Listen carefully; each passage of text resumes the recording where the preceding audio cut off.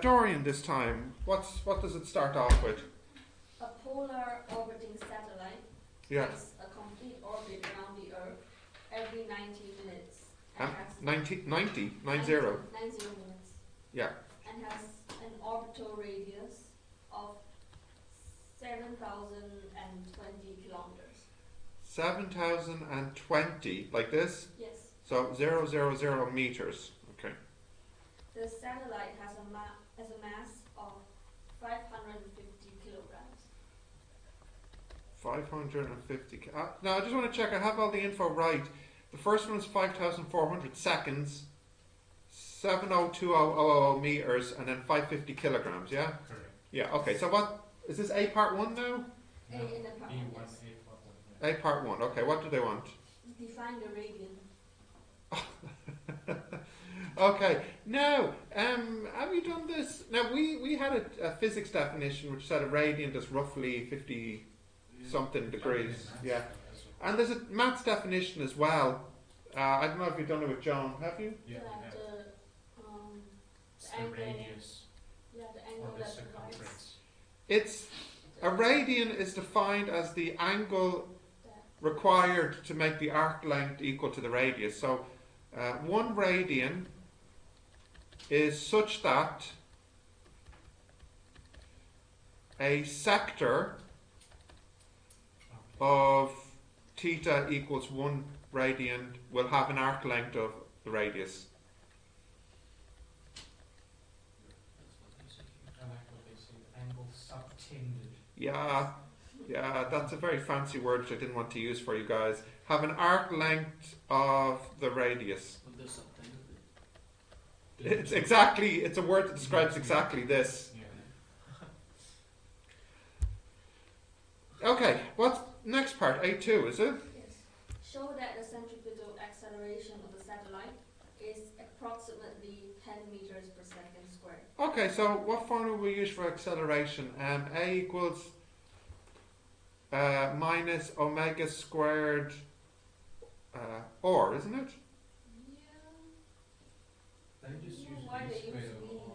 Yeah, well that's the other formula. But the thing is, you don't have V. I don't have V, but I know I can have the omega because I have the T. They change it to, okay. Yeah, you can get the V. This is circular motion formula, isn't it? Isn't it? Yeah. Well, Yeah. you can get V as 2 pi over T. Yeah, well I'm gonna Now we don't care, we want the magnitude, so I don't actually care about the negative. So it's omega is 2 pi over 5400 squared times 7020. Oh.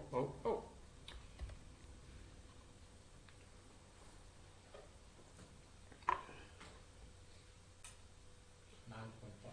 Yeah, okay. 9.04. 504. 5, okay, 9.504. Yeah, okay. Right. Calculate the satellite's angular velocity. Okay, this. Oh, weird. I just got that by getting the omega. Yeah. So actually, I should have done this first. Well, no, it's actually omega because they use 2 pi over T. Yeah, that's why they. So that's why they read you. No, but my point is, if I was going to calculate 2 pi over T, I might as well have done that first and then used my answer in part 2.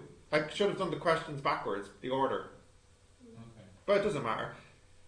So, yeah, what is 2 pi over 5400? Squared. No, square. 1.164 Yeah. times 10 to the power negative 1.164, 1.16 times 10 to the minus 3 radians a second. Okay, happy with that, folks? Yes. Now, what's the next part? B? No, it's part 4. Okay. Calculate the centripetal force required to keep the satellite in an orbit which is circular. Boring. Yes, F equals circular. MA. Everyone knows things don't orbit in circles. I think it just made it very confusing. The question. Yeah. Like, you might What was the mass? 550 times 9.504. Isn't that what you said earlier? I think. Yeah. See, if you had V, it would be a lot easier. No, it wouldn't. That's a lie. So 5, 2, 2. Oh wow. Yeah. Okay. 5, 2, 2, 7.2 newtons. 5, 2, 3, 0 newtons. Yes. Okay. So you have to give everything in decimal figures. Final answer. Okay. Yeah. Are we on to B now? No. V, Part part 5. 5. 5, goodness, they're drawing this out. Explain why no work is done in keeping the satellite in orbit when there is a constant force applied to it. Ooh, interesting. Yeah. Oh, it's because there's The no, force is there's, not in the direction. yeah, there's no movement in the direction of the force. There is no displacement along the direction of the force vector. In other words, the motion is perpendicular to the force, so that's the reason why. Yeah. So part B now. Okay. A vinyl record player. Do you even know what that is? Of course. I know. Well, maybe it's South Africa. Yes. It's this thing. It is this thing. Yes. Yeah. It's what would you say? Pre-CD. My Yeah. dad had he was a DJ, so he had a Nice. vinyl Nice. he still has the vinyl collection. Nice. Nice. What? You don't know what a vinyl record player is? It's before CD is Yeah. before iTunes. Well, those big things. Yeah. Right. Go on. What's happening? Okay, a vinyl record player Yeah. plays records at a rate of 45 revolutions per minute. Okay. The record is 18 centimeters in diameter. Okay. Part 1 now. Yep. Calculate the velocity of a piece of dust on the outer edge of the record player. Okay. So that's V equals omega or, which equals 2 pi T over or, which equals 2 pi. No, 2 pi. Yeah, 2 pi T over R. Sorry, 2 pi over T times or. Sorry. 2 pi R over T. Yeah, 2 pi or over T. So that's 2 pi over, now we'll have to get the T in a minute, times 0.09. So remember T is 1 over F. And if it's doing 45 revolutions in a minute, then in a second it's doing 45 over 60. So this would be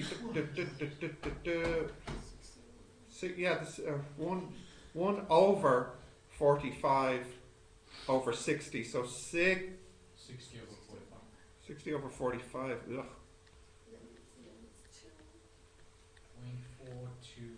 0.424. 0.424 meters per second. Okay, part 2. Part 2. Calculate the minimum value of the frictional force required to keep the dust in its position. The mass of the piece of dust is 1.4 times 10 to the power of negative 6 kilograms. 1.4 times 10 to the minus 6, you say? Yes. Times 0.424 squared over 0.09. Why are you assuming frictional force is the... This is the only force that's causing the dust particle to move in a circle. It's its friction between it and the table. No, it's not. It's the force of the velocity. See, this is what confuses students. They sometimes mistakenly think that the circular motion force is its own sort of force acting by itself. But in reality, you must always think of circular motion forces as having... But it's not the frictional. The frictional force is between the record and the piece of dust. Correct, and this is the force that's causing it to move in a circle. This is the mechanism to which the circular motion force acts. Because think of it, yeah. Think of it. If the vinyl record was perfectly icy, smooth ice, Yeah. and the dust was a perfectly smooth marble or something, then what would happen as soon as the vinyl record would move? Would the marble move in a circle with the vinyl record? It wouldn't. It's the friction that keeps it on the vinyl record and moving in a circle. So this can be quite confusing. It's the same reason that you say that it's the friction between the tyre and the road that moves the car forward. Because again, if the road was ice and the tyre was smooth, and the wheel would just spin and not move. So it's the friction that's actually carrying the particle around. You know? So yeah, it's a bit peculiar, but it's true. You can trust me on that. You can take that to the bank. You're not happy with it. What? The car, yeah. It's the same thing. It's just it's something about circular motion that makes people think that it's different to the system, like it's something external acting, but it's not. It's part of it. Right. So what is that equal to? 2.80 times 10 to the power -6. Wow, tiny. I want to use micro. 2.8 micronewtons. Okay. What's next? Part C. Now, this is the one. The bung swinging around, isn't it? So, is there a part 1? Yeah. Draw arrows at A, B, C, D to show the direction of the centrifugal force acting on the bung when it is in each position. Boring. Look at blah, blah, blah, blah. How many marks for that? 1. Okay, alright. Fine. That's so boring. Part 2. Now, this is the part I'm interested in. Good. The way part 2 is done,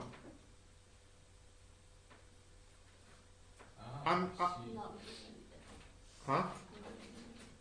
No, you can, because the way part 2 is done, I'm not convinced if that is right. I'm not 100% convinced that's right.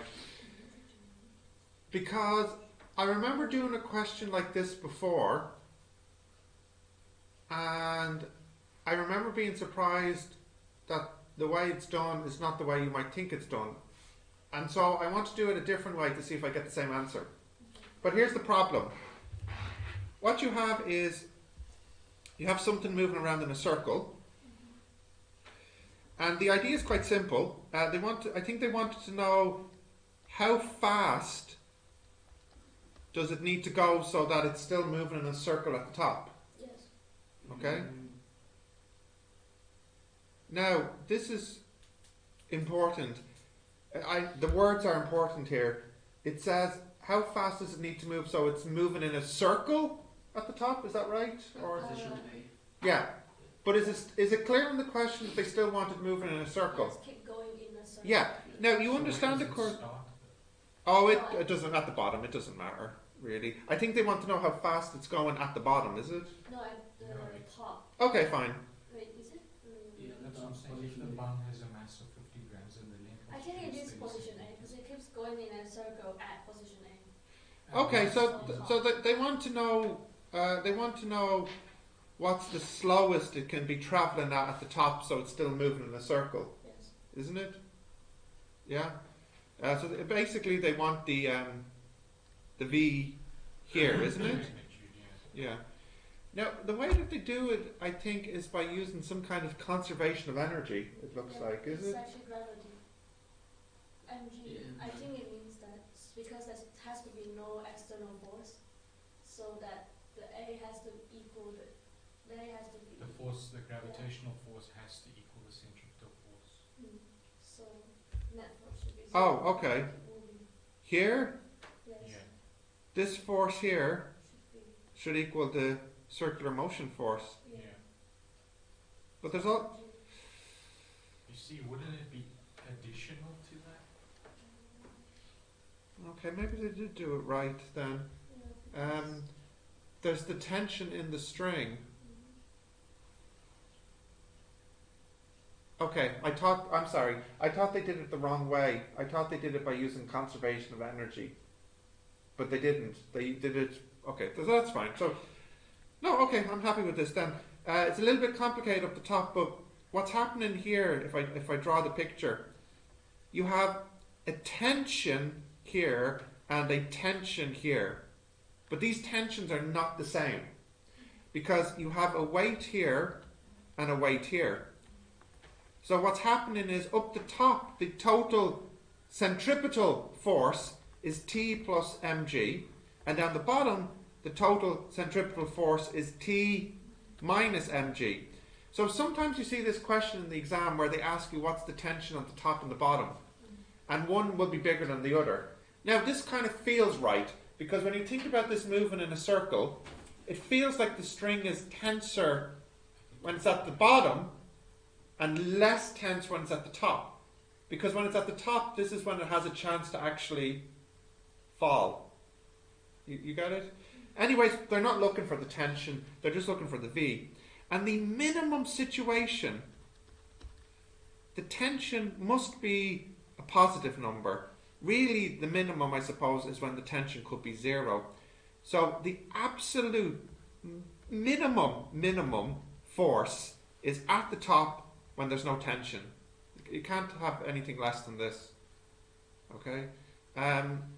So the minimum possible force would be mg. But we have the formula for force is mv squared over r. So the m's cancel, and the minimum velocity is the square root of gr. Now that's quite tricky. I wanted to do this one. That last part was tricky. So what do we get for root gr then? And you notice how... What is it? 1.72 meters per second. And you notice how they gave you the mass? Yeah. Which was irrelevant. Yeah, that's. I suppose that if it was me, someone who doesn't think very critically, I might have did the long way around, using the mass and everything. Well, I think the thing is, sometimes they put in the question what's called a distractor. Yeah. I think the mass is a distractor here. It wasn't important. So, is there more? Is there a part 2? That's all. It was just C by itself. Yes. Yeah. See, that's part 3. No, that's one part 1, part 2. There's well, I can't remember which year it was, but there was one question which I thought was quite interesting. You have a tabletop. Here's another mechanics question I saw, which is a little bit tricky. You have a tabletop, and you have on the top of it a ruler. And we'll fix it here with a clamp, and we'll put a little bit of dust again here on it. Yeah, dust. And its mass isn't important. I'll just make it 0.01 kilograms. We'll make it a gram. Okay? But the mass I don't think really matters for this one. Yeah, okay. And then what somebody does is they come along and they pull this down so it starts to vibrate up and down. Okay? And let's give you this question before you go.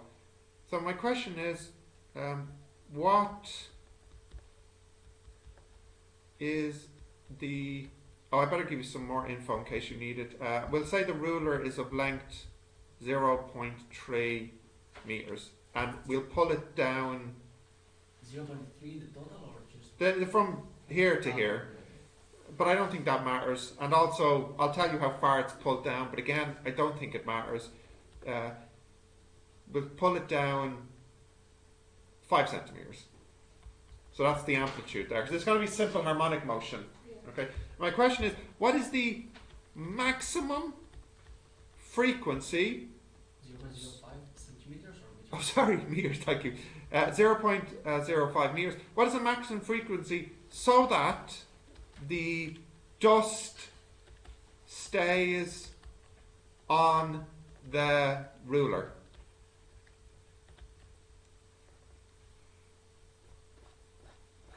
Now, I saw this in the exam once. I thought it was an interesting one. we can have a look at this now together, but I just wonder what people's ideas are. No, actually, do you know what? Maybe I'll let you try it for a minute and leave it as a homework question. I think this is one to be thinking about.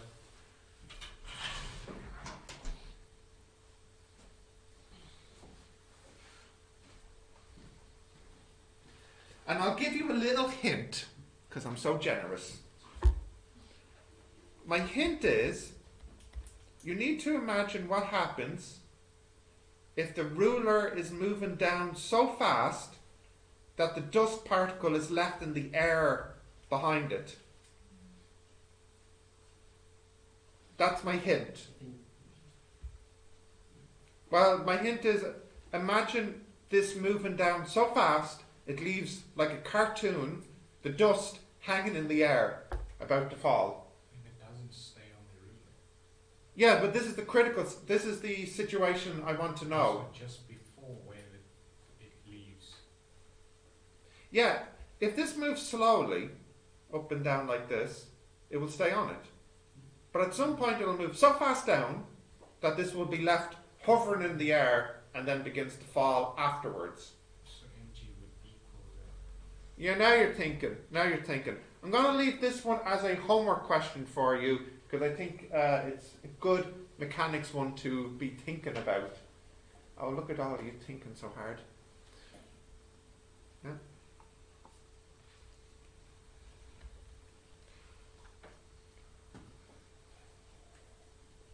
Dorian, take that last cookie. Is that right? No. You helped with the database.